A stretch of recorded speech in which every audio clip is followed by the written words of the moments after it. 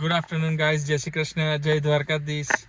આજના નવા બ્લોગમાં તમારા બધાનું સ્વાગત છે એન્ડ આઈ હોપ કે તમે બધા મજામાં જ હશો.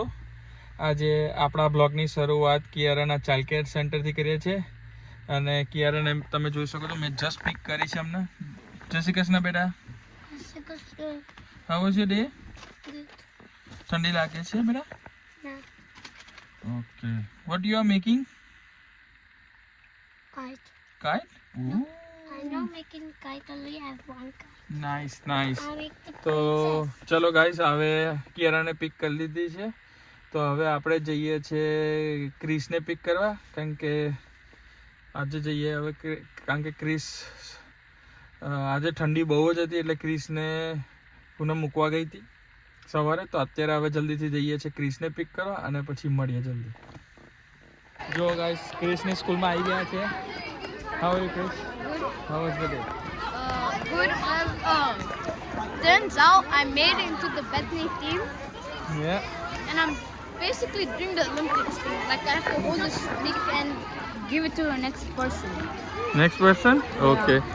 જો ગાઈસ, તમે જોઈ શકો છો સ્કૂલ ફિનિશ થઈ ગઈ છે અત્યારે અને બધા ઘરે જાય છે. હવે આપણે ક્રિસને પિક કરી લીધો છે તો હવે આપણે બી જઈએ જલ્દીથી ઘેર એને લઈને, અને બ્લોગ જોતા રહેજો. તો જલ્દીથી મળીએ ગાઈસ, સ્ટે ટ્યુન. ચલો ગાઈસ, તમે જોઈ શકો છો ક્રિસ અહીંયા એનું હોમવર્ક કરવા બેઠો છે. કિયારા ટીવી વોચ કરે છે એઝ યુઝ્યુઅલ. તો હું રેડી થઈ ગયો. અત્યારે અમે થોડી વાર બેઠા છે ગાઈસ, ટીવી વોચ કરીએ છીએ ને હોમવર્ક કરીએ છીએ અને ત્યાર પછી આપણે એક જવાનું છે પાર્ટીમાં. તો થોડી વારમાં આપણે ફટાફટ ગેટઅપ રેડી થઈ જઈએ. પૂનમ બી આવે એટલે ફટાફટ રેડી થઈ જાય અને પછી આપણે જઈએ એક પાર્ટીમાં અને પછી તમને બતાવું કે આજે એક ઇન્વિટેશન છે તો ત્યાં જઈએ છીએ. તો ચાલો ગાઈઝ, જેવું થોડું ઘણું જે બી હશે, કારણ કે પાર્ટીમાં હું જનરલી બહુ બ્લોગ લેતો નથી, પણ નાનો મોટો સ્ક્વીઝ કંઈક ને કંઈક કરી દઈશું. તો જોતા રહેજો બ્લોગ, પૂરો એન્ડ સુધીને જોજો ને હું તમને બતાવીશ કે શું છે, કેવું મસ્તી કરીએ છીએ, કેમ છે, કઈ રીતનું. તો ચાલો પહેલાં આપણે ફટાફટ રેડી થઈ જઈએ અને રેડી થઈ અને પછી જઈએ અને પછી મળીએ આપણે. Happy birthday.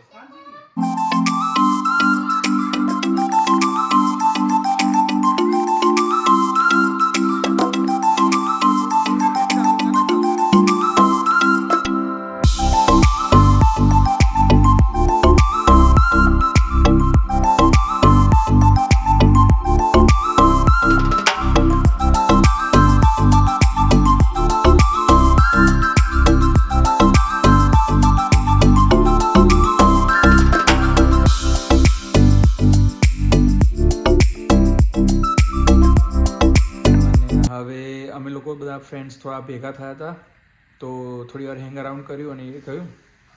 તો આ વિડીયો પછી લેટ થઈ ગયું હતું એટલે આ વિડીયોનો બ્લોગ આપણે હવે હમણાં જ એન્ડ કરશું.